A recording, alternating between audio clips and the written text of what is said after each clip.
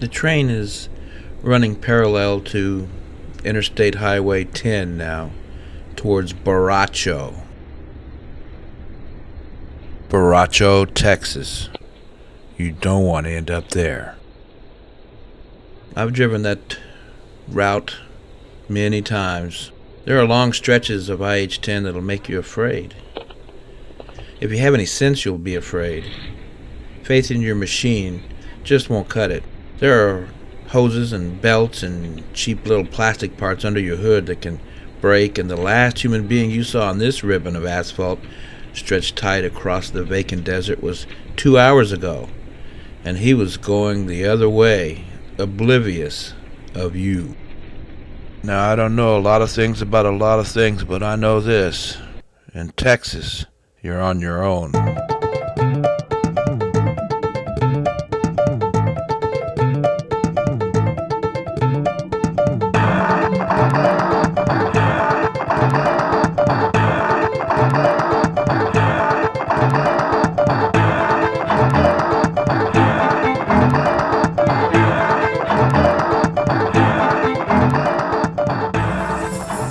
There are towns 30 and 60 and 100 miles apart. You speed past their outskirts without actually having seen any one person in them. Towns. What passes for towns?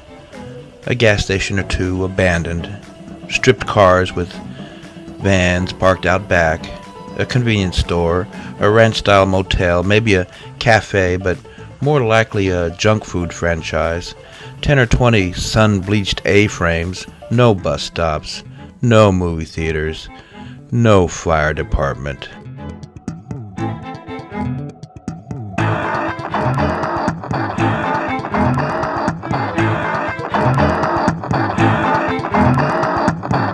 You speed past these little clumps of buildings out in the desert. You speed past because it looks like the residents have nothing to do all day, all night. Nothing to do but eat anything that comes limping off the IH-10. Your machine hums along, oil pressure good, half a tank of gas, engine temperature edging down with the setting sun behind you. You're tired. You've been driving all day, half hypnotized by the blinking white line and the waves of heat radiating off the asphalt. The car radio you left on hours ago when you tried in vain to tune in a station, any station, none found, begins to crackle to life. A faint voice welcomes you to cattle guard country of West. Must be getting close to a city. Towns don't have relay stations. There's the sign. 25 more miles. Off the interstate, just as the sun disappears behind the distant mountains. The first thing you see of this strange city is a fenced junkyard with dozens, maybe hundreds of 90s cars, mostly American, Fords and Mercurys and Pontiacs, all pushed up rear fenders to fence in neat rows like some giant kid waiting to play vroom vroom with him. Where are all the drivers? Half a neon sign lights up the darkening sky.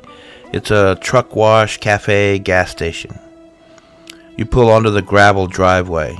The crunch, crackle, creaking of the gravel under your slow-turning tires gives you the feel of off-roading, like you're driving to some remote campsite rather than a truck wash, cafe, gas station.